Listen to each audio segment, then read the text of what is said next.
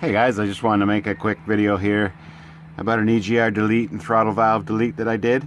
The EGR system had already been deleted in the computer through tuning, however it was still on the truck, but I went ahead and deleted it. Now, believe it or not, I deleted everything for under $100. I didn't buy the big name Sinister Diesel or whatnot, however the kit looks exactly the same. You got your block off plates there, the one down there, just your bypass hose, and the plate back there. I got it all off Amazon. Like I said, it was under $100 Canadian, which in any other currency is probably like 25 bucks.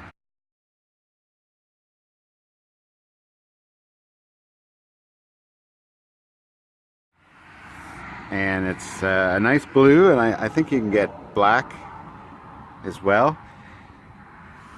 Everything fit good. The only thing that it doesn't have is the brackets for the back cover plate for the engine, the dress plate on either side. But other than that, everything was a good fit.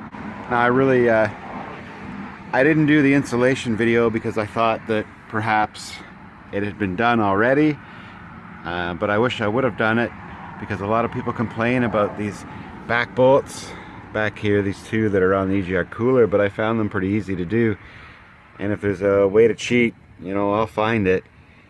But I took a long ratchet with the flexible handle and just a 4-inch extension and a short socket, and it got those back bolts out pretty easy. It was just a matter of cracking them loose, and that's about it.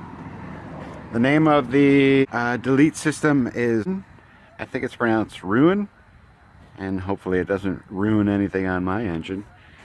But yeah, you can find it on Amazon, under $100, full delete. She's good to go.